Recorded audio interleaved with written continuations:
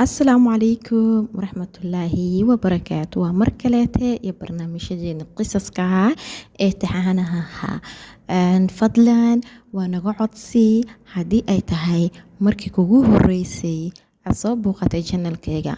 وفرن خاص نقولها ها إلا ونا إن نصرتي تسكرايب نصي شركريسين لايكنا نصرتين لايكو آد بو مهمي وحنا قاعدة يا فيديو inuu meel dheer gara mahadsanid maanta qisadan waxay ka hadlaysaa sideedaba qisadaha inta badan la soo gudbiyo waa qisado ka dhaca wadanada carabta qisadan waxay ka dhacaysaa wadanka Suuriya waa laba wiil oo aad u saaxiiba isla soo koray muddo dheer is yaqaanay markay weynaadeen shaqo ka dhex martay ganacsi baa dhex maray wax badan bay xiriir lahaayeen oo madartay aad bay isku fahansanayeen waxaa dhacday sideedaba carabtu waxay sameysaa intayna guursan ka hor waxay jira madartay inay gabadha si khudubad ay sameystaan oo laga yaabaa gabadhaasi 2 sanadood sinad amba bilo dhowr biloodba inay madartay ay sugaan intuu dhacayo madartay guurkoogu iyo meherkoogu marka labada wiil kamida inanba u doonaneed wax badan bayna u doonaneed waxaa dhacday inantii u doonaneed iyadoo u doonan intuuna weli mehersan u guursan inuu khilaaf soo kala dhaxgalo maadaama uu khilaaf soo kala dhaxgalay wiilkii kale saaxiibkii baa isku dayay inuu xaliyo isagoo mar walba isla wiil walaalkaaya aad iskugu dowdihiin inantan muddo badan buu xiriir ka dhaxeeyay saas yare fudud inuu u baabiin jacaylkoogu waa inaad garab ku siisaa waa inaad ku taageertaa isagu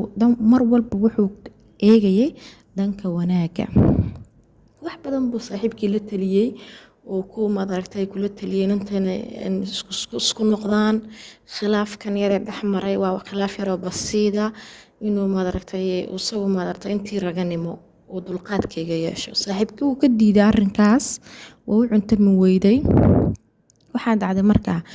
inuu wiilkii kale saaxiibkii uu ballan ugu qaaday haddaadna inantaa adigu mehersan weydid aad intaasoo sanad xiriirku niga dhaxeeyay adiga kuu joogtay waqti badan ku siisay ee inanta wanaagsana haddii adigu time iminka siin weydo mehersan weyd anigaa mehersanaya labadana mana aad bay isugu dhow yihiin shaqo wadaag baa ka dhaxaysa waa dad dariisa waa dad isla soo koro waa dad wax badan is yaqaana arrinku halkan bay ka bilaami doontaa iyo khilaafka soo dhaxmari doona dabo dumar kiciyana sideedaba ma fududo waxaa dhacday inay madaragtay uu inankii kale tahay sidii ku kala go-aan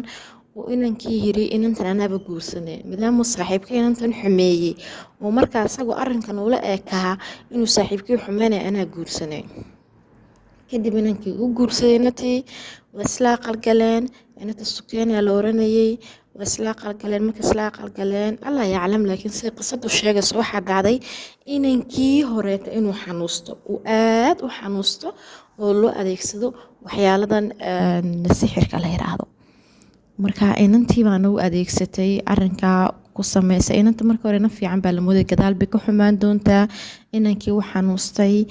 meel kasta la geeyay sheebaar kasta la saaray xanuunkiisa xanuun dhakhtaradu noqon waayay markii dambe waa la dabiibay xataa markuu soo qisadu ka sheekeynay waxyaaladan naxdinta loo ka sheekeynay waxaa kamid ah qofkii oo soo jeedo oo la hadlaya baa la tusayaa inuu qofku sii jeedo kaleete xanuun aad u weyn baa ku dhacay saaxiibkii markaa intaa ma ogo falkan inay xaaskiisu ka dambeyso laakiin isaga wuu ogaaday wuxuu dhahayaa naagtaaba wax igu sameysay inantaan xiriirka lahaynba wax igu sameysay saaxiibkay baa la og iyadii saaxiibkay nolosheeda iyo kaasaa u galaya labadii rag isku xumaaday inanka kalena wuxuu dhahayaa xaaskayga buu cambaareynaya xaaskaygu wax ka sheegayaa markii dambe waxaa dhacday isla sagii inantuu qabay isla sagii ninkii inanta guursaday inuu xanuusto sidii oo kaleete dhibaato weyn soo marto iyaduna u asiibtay xaaskiisa inay isla sagiyadna ku sameyso sidii oo kaleete uu xanuustay qofku markuu wax arko unbuu xaqiiqadii horetana ogaan karaa markaa waxaa dhacday markaas ninka caafimaaday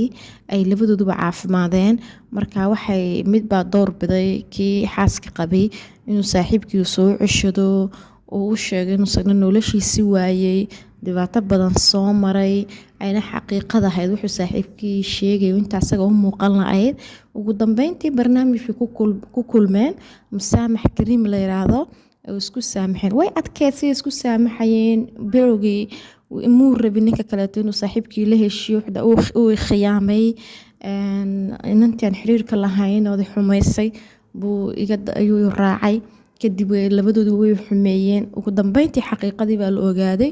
inuu ninkanina nin daacad ahaa una saaxiibkii waxba u geysan ay dhibaatado dhan ay inantu abuurtay markaa saasay ku heshiiyeen qisaduna saasay ugu dan tahay insha allah waan soo badin doonaa haddii cajabiyaan qisaskan oo kaleetee commentiga nagu soo reeba fikradiina waa mahadsantihiin asalaamu calaykum waraxmatullaahi wabarakaatu